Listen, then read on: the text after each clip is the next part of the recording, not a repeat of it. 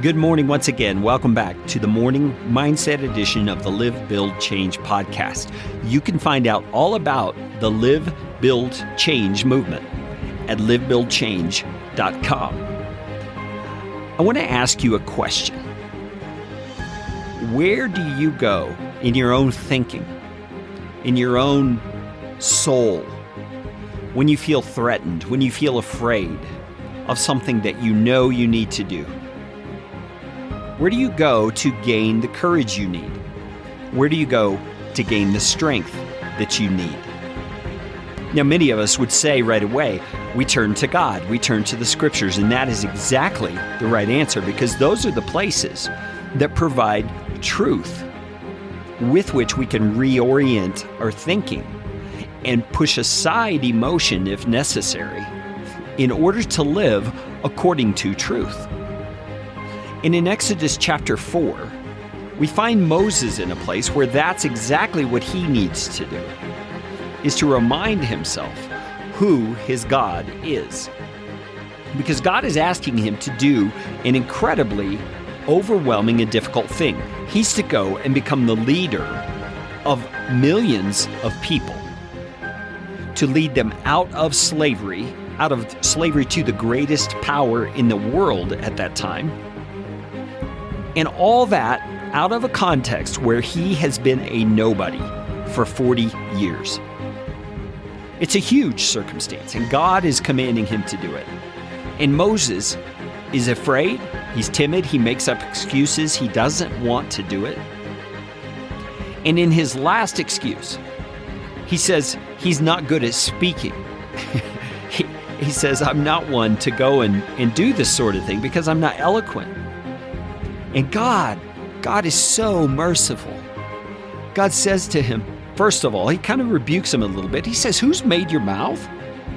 Who makes a man mute or deaf or seeing or blind? Isn't it me, the Lord? So therefore, go, and I will be with your mouth and teach you what you shall speak. Do you hear what he's saying? God is mercifully reminding Moses of who he is. He's saying, Moses, if you're not good at speaking, then you need to remember the one who created speech is with you to help you in this situation. I am with you, so go and do what it is I'm telling you to do.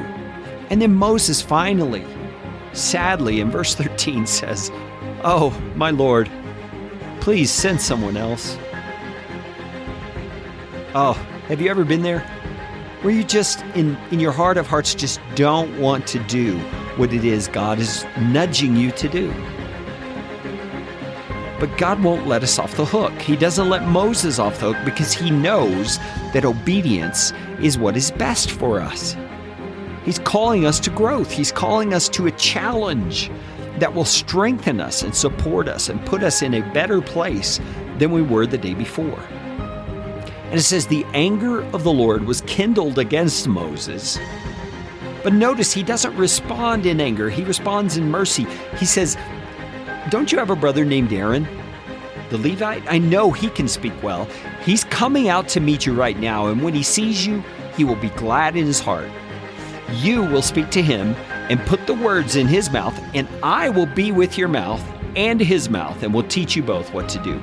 He will speak for you to the people, and he shall be your mouth, and you shall be like God to him.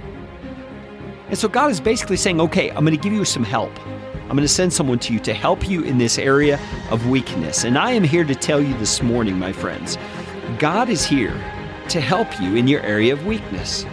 Whatever it is right now that's besetting you, causing you to feel afraid or condemned or not good enough, God is available and ready to help you in your weakness. So will you turn to him and ask him to do that? Tell him you're falling on him to help you in this moment. And I believe you will see this day will turn out to be better than you ever imagined because he is in it with you.